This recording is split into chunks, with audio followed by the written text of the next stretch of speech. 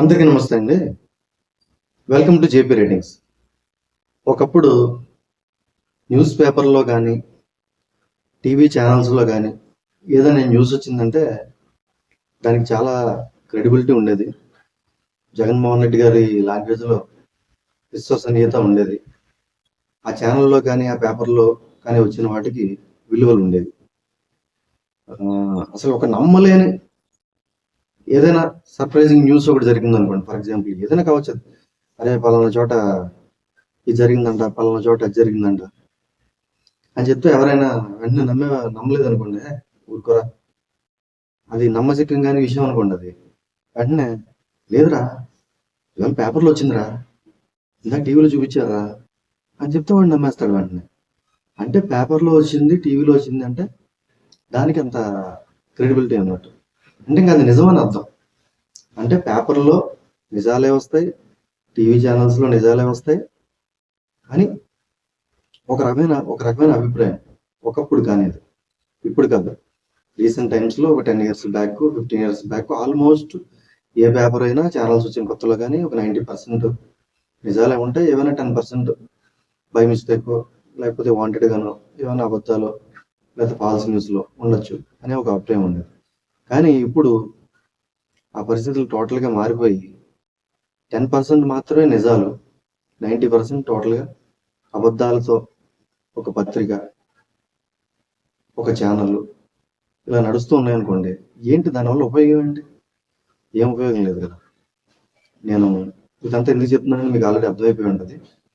నేను చెప్పేది సాక్షి పేపర్ గురించి, సాక్షి ఛానల్ గురించి. అయితే వీళ్ళ ఇన్ఫ్లుయెన్స్తో పనిచేసే ఇంకా కొన్ని ఛానల్స్, పత్రికలు ఏమైనా ఉండొచ్చేమో, కానీ మెయిన్ మాత్రం ఇది. ఎందుకంటే అసలు ఫస్ట్ ఈ సాక్షి పుట్టుక గురించి మాట్లాడుకోవాలి. సాక్షి జగన్మోహన్ రెడ్డి గారి మానస పుత్రిక.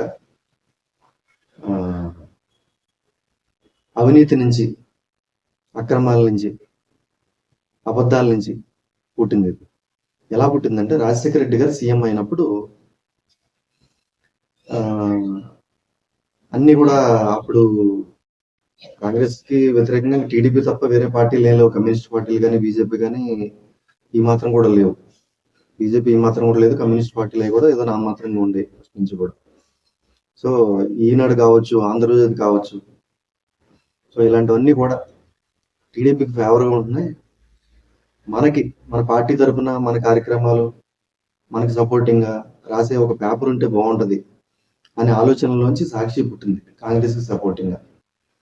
సో ఆ బాధ్యత జగన్మోహన్ రెడ్డి గారు తీసుకుని జగతి పబ్లికేషన్స్ అని స్టార్ట్ చేసి, ఇంకా అక్కడి నుంచి అందరికి తెలుసున్నదే కదా, అక్రమ సంపాదనతోనే, అక్రమాలతోనే ఈ సాక్షి అనేది మొదలైంది, రన్ అవుతుంది.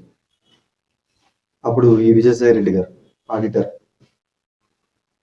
300 రూపాయల షేరు 900 కనో, 30 రూపాయల షేరు 900 కనో ఈ రకంగా మనీ లాండరింగ్ చేసి సాక్షిలో విపరీతంగా పెట్టుబడులు పెట్టించి కాంగ్రెస్ సపోర్ట్గా ఉండాల్సిన పేపర్ని రాజశేఖర రెడ్డి గారు మరణం తర్వాత, ఎలాగో వాళ్ళ పేరు మీదే ఉంది కాబట్టి, ఫస్ట్ నుంచి వాళ్ళే కాబట్టి ఇంకా వాళ్ళ అండర్లోనే ఉంచుకుని అదే కాంగ్రెస్ నుంచి బయటకు వచ్చేసిన జగన్మోహన్ రెడ్డి గారు ఆయనకు అనుకూలంగా ఈ పేపర్ని, ఈ ఛానల్ని మలుచుకుని ఇంకా అప్పటి నుంచి రోజు విపరీతంగా, ఒక్కరోజు కూడా అంటే వైఎస్ఆర్సీపీ కార్యకర్తలు, వైఎస్ఆర్సీపీ అభిమానులు, జగన్మోహన్ రెడ్డి గారి అభిమానులు, రాజశేఖర రెడ్డి గారి అభిమానులు వాళ్ళు మాత్రమే ఒప్పుకోరేమో కదా, కానండి ఒక్కరోజు కూడా అబద్ధాలు లేని రోజు అనేది ఒక్క ఎడిషన్ కూడా ఉండదు సాక్షి. ఒకరోజు కూడా రోజు అబద్ధాలు ప్రచురిస్తారు వాళ్ళు. అవేంటి అబద్ధాలంటే వాళ్ళకి సంబంధించినవి, వాళ్ళు చేయలేనివి చేసినట్టు, చేసినవి తప్పులైతే చేయనట్టు, అలా రోజు ప్రతిపక్షాల మీద సేమ్ వైస్ వర్స, చేయనివి చేసినట్టు, చేసినవి చేయనట్టు ఇవే రాస్తా ఉంటారు. ది బెస్ట్, తిరుగులేని బీభత్సమైన దారుణమైన ఎగ్జాంపుల్ ఏంటంటే వైఎస్ వివేకానంద రెడ్డి గారు మర్డర్. ఆ తర్వాత రోజు నారాసుర రక్త చరిత్ర అని చెప్పి ఇంత పెద్ద కత్తి చంద్రబాబు నాయుడు గారి చేతిలో పెట్టి నిలువెత్తు ఫోటో వేసి ఫుల్ పేజ్, ఫ్రంట్ పేజ్ మొత్తం దాని మీదే కథనం రాసి, లోపల పేజీల్లో రాసి దాన్ని అలా కంటిన్యూ చేశారు. యాక్చువల్గా అయితే మరి జగన్మోహన్ రెడ్డి గారి మీద ఆ, సాక్షి పేపర్ మీద అప్పుడే అసలు చంద్రబాబు నాయుడు గారు పరువు నష్టం దావా వేసి ఉంటే అసలు ఈ పాటికి ఏమయ్యేదో, ఆ, పరువు నష్టం ఏమైనా వచ్చేదా లేకపోతే పేపర్ క్లోజ్ అయ్యేదా ఏంటనేది తెలియదు. ఎందుకంటే అంత దారుణంగా ఆధారాలు లేకుండా పేపర్లు అలా రాసేయడం, న్యూస్ ఛానల్స్ అలా ప్రసారం చేసేయడం ఈ మధ్య కాలంలో సాక్షి వచ్చిన తర్వాత నేనైతే చూస్తున్నాను. ఎందుకంటే నాకు చిన్నప్పటి నుంచి పేపర్ చాలా చదివే అలవాటు ఉంది. పొద్దున్నే ఎగరగా పేపర్ కోసం చూసి పేపర్ మొత్తం బట్టి పట్టేసినట్టుగా చదివేసేవాళ్ళం. ఎందుకంటే అంతా నిజాలు ఉండేవి, ప్రపంచంలో జరిగి మనకు తెలియని విషయాలు తెలిసేవి. పేపర్ చదవడం అనేది ఒక మంచి అలవాటు, మంచి నాలెడ్జ్ వస్తుందని చిన్నప్పటి నుంచి మాకు మా గురువుల దగ్గర నుంచి అందరూ చెప్పేవాళ్ళు. కానీ ఇప్పుడు పేపర్ చదవడం అంటే ఒక పెద్ద బూతు. ఎందుకంటే అదొక అబద్ధం, సాక్షి ముఖ్యంగా. సో అసలు ఇలాంటి పేపర్స్ని ఏం చేయాలి? యాక్చువల్గా 2019కి ముందు అనుకుంటా ఆల్రెడీ ఈడీ 43,000 కోట్లు జప్తు చేసినప్పుడు దాంట్లో పెట్టుబడి పెట్టారని ఇవన్నీ చేసినప్పుడు కూడా సాక్షిని క్లోజ్ చేయాలని చెప్పి, ఎందుకంటే అక్రమ సంపాదనతోనే అదంతా నడుస్తుందని చెప్పి సాక్షిని క్లోజ్ చేయాలని కూడా చూశారు. ఈడీఓ సెంట్రల్ గవర్నమెంట్ మొత్తం మీద. అప్పుడు నాకు కరెక్ట్ క్లారిటీ లేదు కానీ న్యూస్ అయితే కరెక్టే.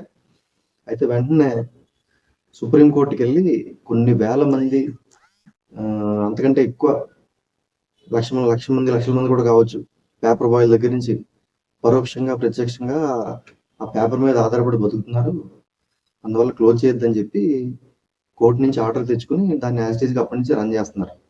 అంటే ఆ దెబ్బతో ఆగిపోవాల్సింది అప్పటి నుంచి కూడా అబద్ధాల పరంపర కొనసాగుతూనే ఉంది. ఏంటంటే అసలు ఇది అబద్ధాల కోసం పేపర్ రన్ చేయడం ఏంటి? పైగా అబద్ధాల కోసం రన్ చేయడమే కాదు, దాని మీద డబ్బులు కూడా సంపాదిస్తున్నారు.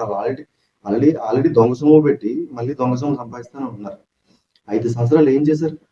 వాలంటీర్ల దగ్గర నుంచి, గ్రామ సచివాలయాల దగ్గర నుంచి ప్రతి చోట సాక్షి పేపరే ఉండాలి అని చెప్పి నెలకి 20 కోట్లు సంథింగ్ 30 కోట్ల ఎంతో కానీ గవర్నమెంట్ నుంచి శాంక్షన్ చేసి వాళ్ళందరికీ కూడా అలా సాక్షి పేపర్ సర్క్యులేషన్ పెంచి సాక్షి పేపర్కి డబ్బులు పంపించారు. వేరే న్యూస్ పేపర్స్ ఈనాడు కానీ ఆంధ్రజ్యోతి కానీ వీటికి కూడా గవర్నమెంట్ యాడ్స్ ఇవ్వకుండా ఓన్లీ సాక్షికి మాత్రమే యాడ్స్ ఇస్తూ, అది కూడా ఎంత రేటు అంటే అంత రేటు, ఎంత కావాలో ఎన్ని కోట్లు అంటే అన్ని కోట్లు వాళ్ళకి దోచి పెట్టేశారు గవర్నమెంట్ సొమ్ము అంతా కూడా సాక్షి. దానికి తోడు సాక్షి ఛానల్ రోజు అబద్ధాలే ప్రసారం చేస్తూ ఉంటుంది. అసలు దాంట్లోకి వచ్చే మనుషులకి కానీ వాళ్ళ డిబేట్లకు కానీ అసలు ఎవరికి విలువలు విశ్వసనీయత ఉండదు, జగన్మోహన్ రెడ్డి గారు చెప్పినట్టుగా. అయితే మనం చెప్పడం వరకే కదా, మనం ఏం పాటించం కదా. జగన్మోహన్ రెడ్డి గారికి ఖచ్చితంగా నాకు అసలు పేపర్ లేదు, ఛానల్ లేదు, నాకు మీడియా లేదు అంటాడు ఆయన ఎప్పుడు చూసినా. కానీ అందరికీ తెలిసిన విషయం కదా, సాక్షి ఎవరిది? ఆయన భార్య గారు వైఎస్ భారతి గారే కదా నడిపించేది దాన్ని. అసలు ఎంత దారుణంగా అబద్ధాలు చెప్పడం, వాళ్ళు నరాన జీర్ణించిపోయినట్టుగా దాంట్లో పనిచేసే జర్నలిస్టుల దగ్గర నుంచి, దాంట్లో పనిచేసే యాంకర్ల దగ్గర నుంచి, న్యూస్ పేపర్ల దగ్గర నుంచి అబద్ధాలు చెప్పడం కోసం, అబద్ధాలను ప్రచారం చేయడం కోసం, అబద్ధాన్ని సర్క్యులేట్ చేయడం కోసం, అబద్ధాన్ని నిజమని నమ్మేదాకా కూడా జనాల మీద రుద్దడం కోసం ఓన్లీ ఆ ఛానల్ పేపరు నడుస్తూ ఉంటుంది.